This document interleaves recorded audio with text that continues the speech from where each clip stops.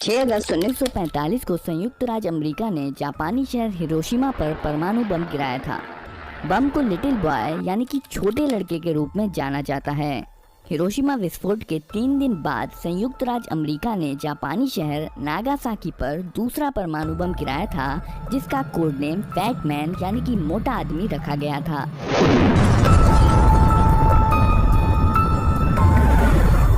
Hiroshima बम little boy में 15 kiloton विस्फोट करने के लिए 64 किलोग्राम समृद्ध यूरेनियम का इस्तेमाल किया गया था।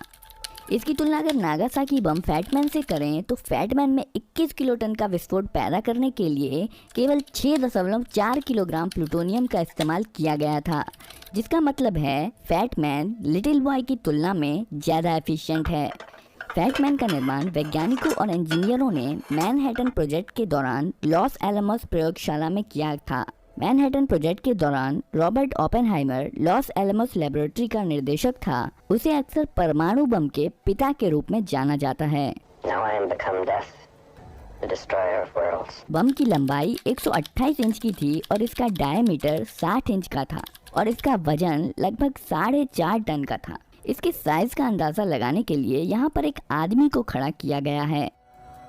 आइए अब हम फैटमैन के अंदर के हिस्सों को करीब से देखते हैं। फैटमैन एक प्लूटोनियम स्फीयर द्वारा संचालित था, जो कि एक सॉकर बॉल के आकार जैसा होता है। इस गोले का वजन मात्र 6.4 किलोग्राम था, लेकिन यही स्फीयर भयानक विस्फोट के लिए जिम्मेदार था। प्लूटोनियम के अंश प्राकृतिक रूप से पाए जाने वाले यूरेनियम की खदानों में पाए जाते हैं। प्लूटोनियम एक रेडियो एक्टिव मेटेलिक एलिमेंट है, जिसकी खोज 1940 में हुई थी।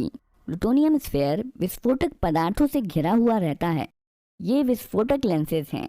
यह एक विशेष आकार का चार्ज है जो 60% RDX और 40% TNT से मिलकर बना है। बम में 32 ब्रिज वायर डिटोनेटर्स लगे होते हैं, जिन्हें एक्सप्लोसिव लेंसों पर लगाया जाता है। बम के एक तरफ 24 वोल्ट की बैटरी लगी होती है, जो फ्यूजिंग सिस्टम से जुड़ी होती है। 9 अगस्त 1945 सुबह के समय बोइंग B-29 सबर्ड फोर्ट्रेस ने फैटमैन के साथ टिनयान से टेक ऑफ किया।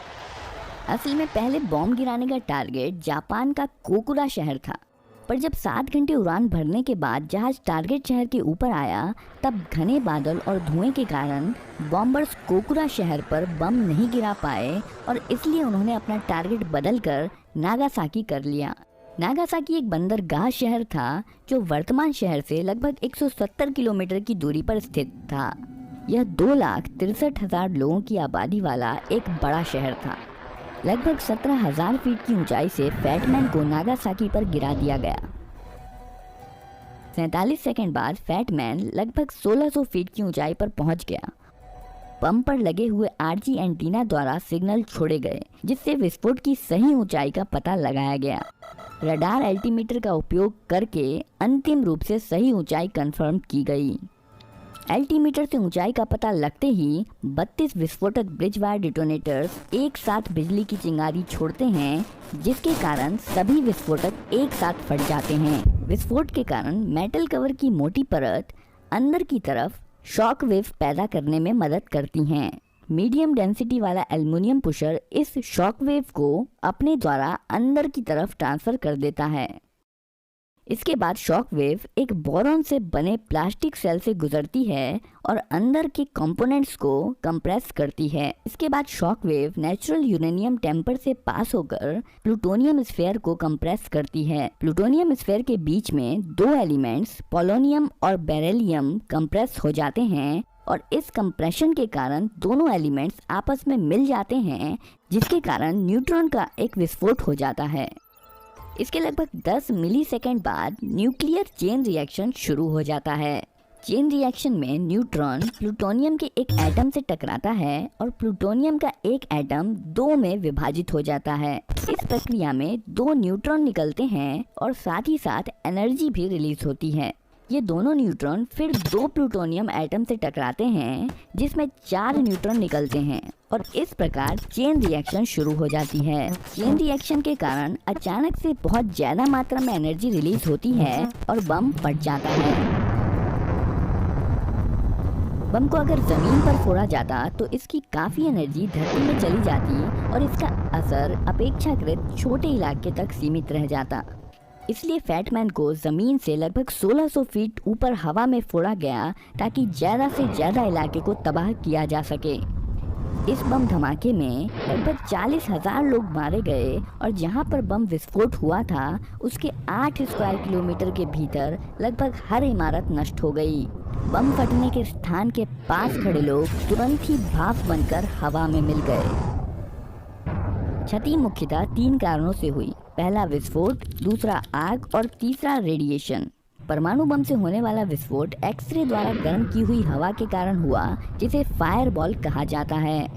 फायरबॉल एक बेहद गर्म और अत्यधिक चमकदार विशाल हवा और गैस का गोला था जिसने शुरुआत में ध्वनि की गति से भी ज्यादा स्पीड से सभी दिशाओं में शॉक वेव पैदा कर दी थी। इस आग के तूफान ने लगभग 3.2 किलोमीटर के रेडियस को प्रभावित किया था। इस विस्फोट के परिणाम स्वरूप 3 तरह के रेडिएशन निकले थे, अल्फा, बीटा और गामा। अल्फा रेडिएशन ज्यादा नुकसान नहीं पहुंचाती है और हेलमेट और सुरक्षा कपड़े पहनकर इसके प्रभाव से बचा जा सकता है। बीटा पार्टिकल इससे ज्यादा खतरनाक होते हैं और त्वचा को छेद कर नुकसान जैसे कि त्वचा में जलन पहुंचाने में सक्षम होते हैं। पर सबसे ज्यादा खतरनाक जो रेडिएशन होता है वो है गामा रेडिएशन, क्योंकि इसकी भेदने की क्षमता काफी ज्यादा होती है और यह मानव शरीर को पूरी तरह से भेद सकती है, जिसके कारण लंबे समय तक रहने वाले रोग हो सकते हैं जैसे कि कैंसर और हृदय रोग। बस इतना ही नहीं, गामा रेडिएशन जीन में बदलाव करके वंशानुगत दोष भी पैदा